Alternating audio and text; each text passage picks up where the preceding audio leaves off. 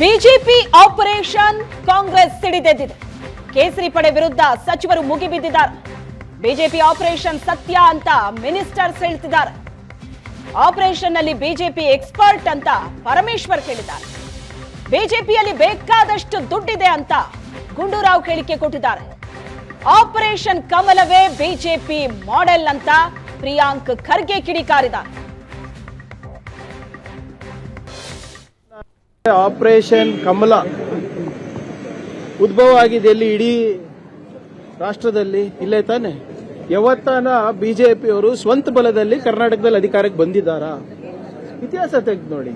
ಯಾವಾಗ್ಲೂ ಸರ್ಕಾರವನ್ನ ಶಾಸಕರನ್ನ ಖರೀದಿ ಮಾಡಿರೋದಲ್ವಾ? ಇದ್ರ ಇತಿಹಾಸ ಇದೆ. ಇದೇ ಇತಿಹಾಸವನ್ನ ಎಲ್ಲಾ ಕಡೆ ನಿಮ್ಮ ಮಹಾರಾಷ್ಟ್ರದಲ್ಲಿ ತಗೊಂಡೋದ್ರು, ಅಸ್ಸಾಂನಲ್ಲಿ ತಗೊಂಡೋದ್ರು, ಮಧ್ಯಪ್ರದೇಶದಲ್ಲಿ ತಗೊಂಡೋದ್ರು, ಗುಜರಾತ್ನಲ್ಲಿ ತಗೊಂಡೋದ್ರು. Karnataka model of development for BJP ಅಂದ್ರೆ ಆಪರೇಷನ್ ಕಮಲ. ಆದ್ರಿಂದ ಅವರು ನಿರಂತರವಾಗಿ ಪ್ರಯತ್ನ ಮಾಡ್ತಾನೆ ಇರ್ತಾರೆ.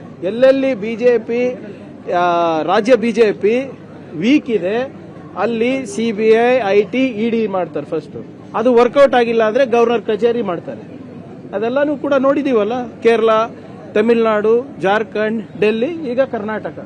ಸೊ ಒಂದ್ ಕಡೆ ಶಾಸಕರನ್ನ ಸೆಳೆಯಕ್ಕೂ ಮಾಡ್ತಾರೆ, ಖರೀದಿ ಮಾಡಕ್ಕೂ ಮಾಡ್ತಾರೆ, ಐಟಿ, ಇಡಿ ಹೆದರಿಕೆನೂ ಕೊಡ್ತಾರೆ, ಮತ್ತೆ ಗವರ್ನರ್ ಕಚೇರಿನೂ ದುರುಪಯೋಗ ಮಾಡ್ಕೋತಾರೆ. ಸಾಕ್ಷಿ ಇದೆ, ಕರ್ನಾಟಕದ ಜನರು ಸಾಕ್ಷಿ ಇದ್ದಾರೆ ಇದಕ್ಕೆ. ಸೊ ಆದ್ರಿಂದ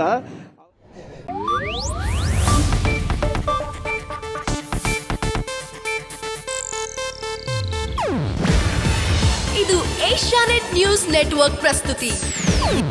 ನೀವು ನೋಡ್ತಿದ್ದೀರಾ ಏಷ್ಯಾನೆಟ್ ಸುವರ್ಣ ನ್ಯೂಸ್.